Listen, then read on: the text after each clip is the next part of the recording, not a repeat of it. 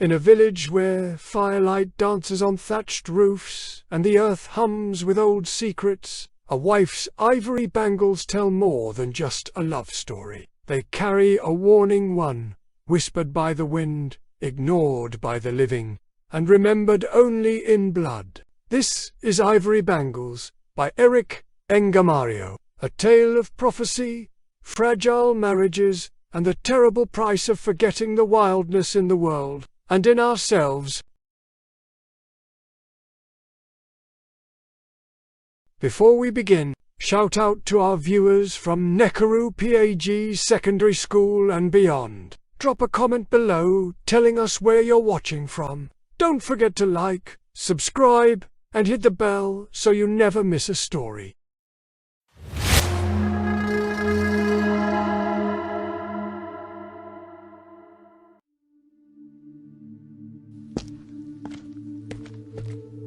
He was walking toward his home, past the yard and through the banana trees around it, but his thoughts were far away. He stepped off the path to urinate, but only a little came out and trickled down the tree in front of him. The words from the seer were troubling. Even though he didn't fully trust the seer, he had no choice. The seer was the tribe's spiritual guide, and people always went to him for help. He had gone there after seeing blood spots on a goat's liver he had just slaughtered. The seer threw his pebbles and gave a message. Someone would die. A wife would die. The spirits are jealous of a happy woman. A woman who had lived peacefully with her husband until she was old enough to be called grandmother. What can I do to stop this from happening? The pebbles gave a strange answer. You have to beat up your wife badly and send her back to her parents. They can be appeased in another manner. I will give any number of goats. But the pebbles repeated the same thing. He had to beat his wife and send her back to her parents.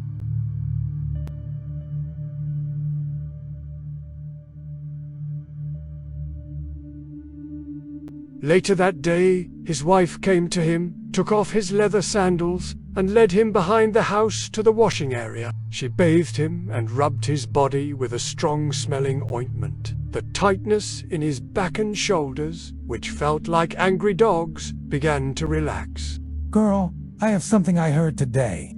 We'll talk about it after the meal.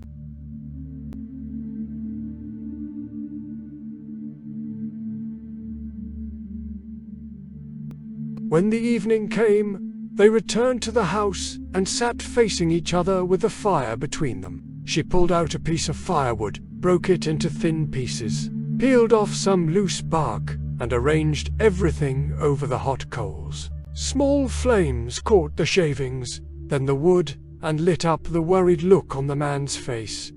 How is the child? He is asleep. They were raising their grandson, the son of their only son, and were allowed to spoil him. The boy still slept in his grandmother's bed, though soon he'd be too old for that. Eat your food. It is getting cold. Do you know where I went this evening? The man asked again, chewing nervously. How did you know? I guessed. The flickering firelight caught her smile. Her white teeth, with a gap in the bottom row, made her look youthful. She still had the charm of a young girl. The old man grunted.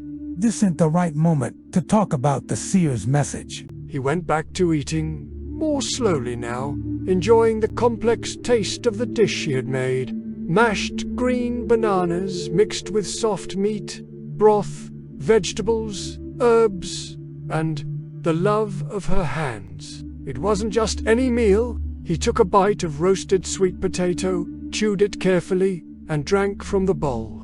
You cook, woman, he said gratefully, stretching and yawning. Have a long life, son of the chief. She replied. She took the wooden bowl and platter from her husband, an old man now, but once a respected woodcarver, the son of a woodcarver and a brave warrior. He had been appointed a chief's advisor when he was still quite young, back during the rule of the current chief's father. Even now, he he still served as the chief's advisor and was respected by many. And in their culture, a chief or advisor was considered like a small chief himself. How could such a man have only one wife? When the old chief had encouraged him to take another wife, right after rewarding him for bravery in the Battle of 5 Rainy Days by making him counselor, he had replied with a riddle. A woman went to the riverside. The woman wanted to fetch water. The woman had one water pot. The woman arrived at the water point. The woman found another water pot. The woman came back home with a pot. The woman brought back a water pot with potsherds and not water. The old chief had laughed.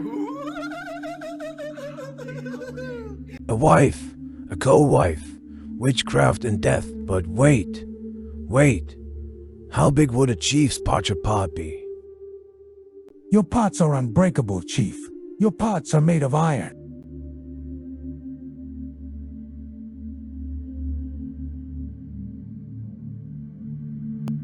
I will sleep now. His wife stood up.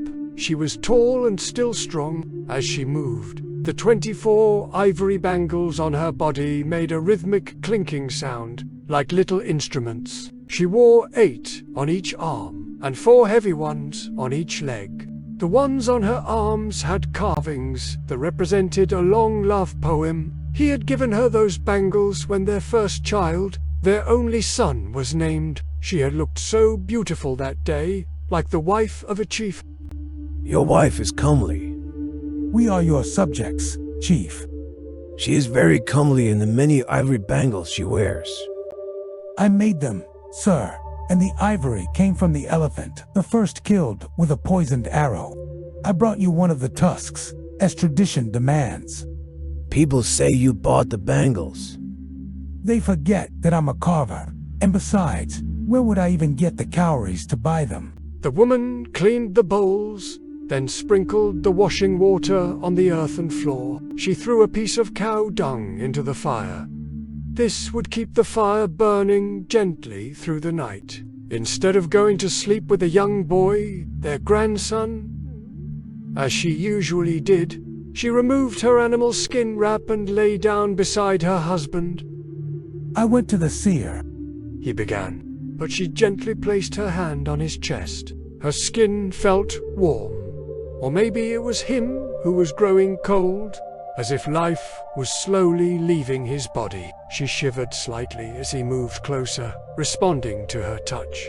His desires slowly rose, and when it finally came, it was like a quick, unexpected rhythm on a drum, ending just as suddenly. The air felt still and clean afterward. He lay there lazily, wondering how long it would be before they had to start being more careful. The boy might soon be old enough to notice things. Tell me about the seer. The spirits want me to give you the ritual beating. Ah, the seer wants you to beat me? The seer is only the mouthpiece of our departed father's woman. I know the seer. The old woman said. The man stayed quiet. He once wanted to marry me. He said he would put a spell on me. It was a story she had told many times before. When they were happy, he would usually respond with, "But I got you." "But now," he replied angrily. It wasn't he who put the blood specks on the goat's liver. That old vulture. She muttered. There must be some way, He said, shifting in discomfort. There is, and I will tell you. She replied. He wondered, can't she see this is about her life? But she continued talking, getting carried away with how clever and simple her plan was. She didn't notice when he drifted off to sleep. Quietly, she got up and went back to lie with her husband, the young boy. He was already sound asleep. The next morning, the man went off to work. Later, the woman went to the market. While walking through the market, she heard people talking about elephants spotted near the forest. The herd is coming down to the plains now. One man said. Another added, They'll destroy the young crops. A third man said. Hunters who use poisoned arrows have followed them. With those arrows, they can kill a few. Markets are full of people and full of even more talk. The woman walked through it quietly, her ivory bangles gently clinking. She was dressed in love and beauty, her body decorated with the gifts of a devoted man. She was thinking, I'll go home first and cook for him. Then I'll visit my brother. Her elder brother now held the role of their late father. Her plan was to arrive at his home, crying and complaining that her husband had beaten her for no reason. She would stay there until her husband came to beg her to return. She would refuse at first, forcing both her clan and her husband's clan to hold a meeting to reconcile them. A fine would be placed on her quick-tempered husband, and they would all drink reconciliation beer. The spirits would be tricked, and everything would return to normal. She quickly bought several things using the cowries she had. She traded a full bag of peas for a large hen, bought a piece of sugarcane for the boy, some snuff for her husband's salt cooking soda, and some monkey nuts, which she preferred to eat boiled, not roasted. As she slowly made her way home, she suddenly heard shouting. The cries came from scouts sitting high up in trees, watching the movements of the elephants and warning people. The warning cries passed from one lookout to the next. The warning shouts followed the elephants as they moved away from the village. Beware! Beware! Beware! 6 elephants, 1 bull, and 5 cows are going down the hill at St. Jos. Beware! They have crossed River Mar. Beware! Beware! People of Marobo's homestead, the 5 she-elephants are now in your banana grove. The bull is on the path coming from the stream. The woman rushed home. The voices were quieter now, and since the callers were high up in the trees, it meant the elephants had moved far away.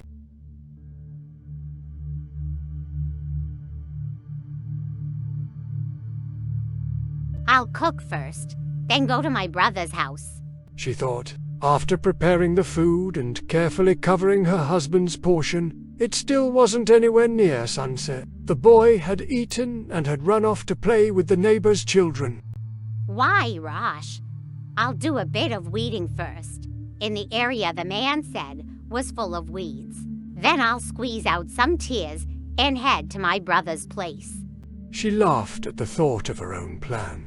This must be the weedy area, she thought as she bent over. She began hoeing the ground quickly and skillfully, even though the heavy ivory bangles on her arms clanked with every movement. The sound of the hoeing became steady, almost like music. Her thoughts drifted from one thing to another. She didn't notice when her hoe almost hit a large, fat millipede. You don't want to die so soon, you silly thing, she said with a chuckle. She hummed a little lullaby. I wonder what old Makisaro, my sister-in-law, will say. Wow, this place really is full of weeds. I weeded here just 4 weeks ago with Layberry, my daughter-in-law. Her husband beat her nearly to death. Why is my son so different from his father? Now, who is that crying? It's Cabanda. Well, he asked for it. Why go play with children who make you cry? He's always crying. People will say I don't feed him well. The smell of the moist earth, warmed by the day's sun, filled her nose. Then it happened so fast. She heard a crashing sound. She turned wildly and saw it. A huge, dark shape. An elephant. It was trumpeting out of control. The bull elephant grabbed her with its trunk and lifted her off the ground. She felt angry and embarrassed, not afraid, and tried to pull down her animal skins to cover her nakedness. That was the last thing she did. The elephant smashed her into trees and banana plants. After that, it threw her to the ground and stomped on her again and again.